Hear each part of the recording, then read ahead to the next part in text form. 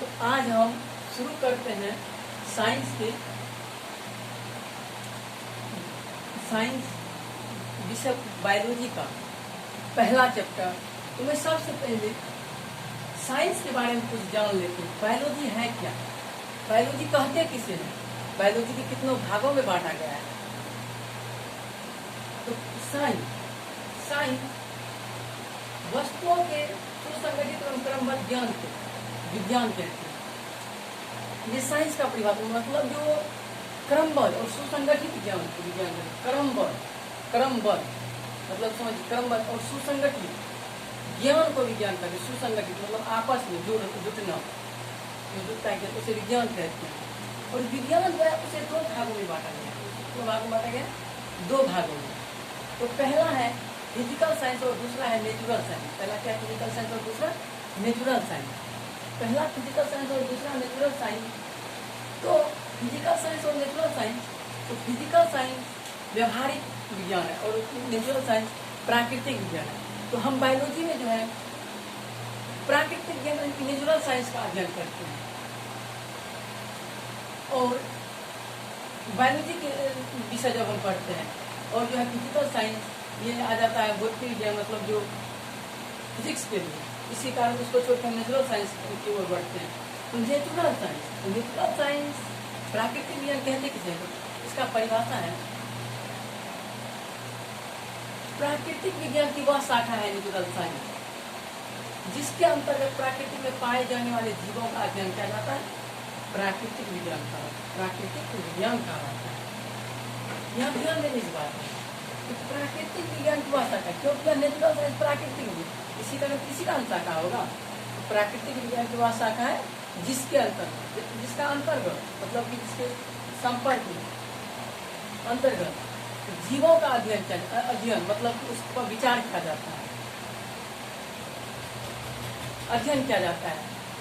Natural science प्राकृतिक विज्ञान कहलाता है। और इसे दो भागों में बांटा गया। इसे कितने भागों में बांटेंगे, दो भागों में। दो भागों में बांटा गया। कौन कौन है वो, तो पहला है जियोलॉजी और दूसरा है बायोलॉजी। दूसरा है बायोलॉजी। पहला है जियोलॉजी और दूसरा है बायोलॉजी। जियोलॉजी को कहा जाता है भूगर्भ विज्ञान। भूगर्भ विज्ञान और बायोलॉजी का होता है जीव विज्ञान। तो भूगर्भ विज्ञान जो है, भूगर्भ विज्ञान ग्रीक भाषा के दो शब्दों से मिलकर बना है, भूज और गढ़। भूज और गढ़, कौन सा था, भू और गढ़। जैसे कि आप सब जानते हैं भू का अर्थ होता है पृथ्वी और गढ़ का होता है अंदर।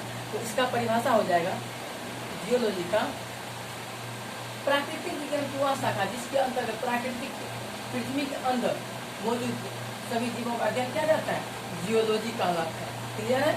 अब जाते हैं बायोलॉजी की ओर चलते हैं। बायोलॉजी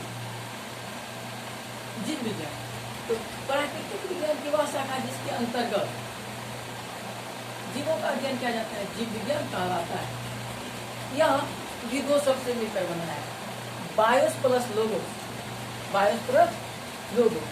तो बायोस का अर्थ होता है लिविंग बींग और लोगोस का होता है टू स्टडी। लिविंग बींग और टू स्टडी, लिविंग बींग्स और स्टडी, लिविंग बींग्स और टू स्टडी। तो लिविंग बींग्स का मतलब होता है जीवन और टू स्टडी का होता है अध्ययन।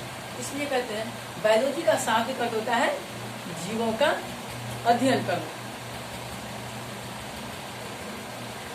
अध्ययन करना। और बायोलॉजी को भी दो भागों में, बायोलॉजी को भी दो भागों में बांटा गया। बायोलॉजी को कितने भागों में बांटा गया, दो भागों में। बायोलॉजी को कितने भागों में बांटा गया, दो। कौन कौन, तो पहला है बोटनी, जिसे कहते हैं वनस्पति विज्ञान, और दूसरा है जेडोलॉजी, जंतु विज्ञान। तो बोटनी वनस्पति विज्ञान, वनस्पति मतलब पेड़ पौधा, तो इसमें पेड़ पौधों का अध्ययन हम करते हैं। इसका परिभाषा होगा जीव विज्ञान की वह शाखा, क्योंकि बायोलॉजी का शाखा है, इसी कारण से जीव विज्ञान की वह शाखा जिसके अंतर्गत पेड़ पौधों का अध्ययन किया जाता है, बोटनी वनस्पति विज्ञान कहलाता है। अब है जंतु विज्ञान, जेडोलॉजी, जंतु विज्ञान। इसमें जीव जंतु का अध्ययन किया जाता है। जीव विज्ञान की वह शाखा जिसके अंतर्गत जीव जंतुओं का अध्ययन करते हैं, जेडोलॉजी, जंतु विज्ञान कहलाता है। क्लियर है।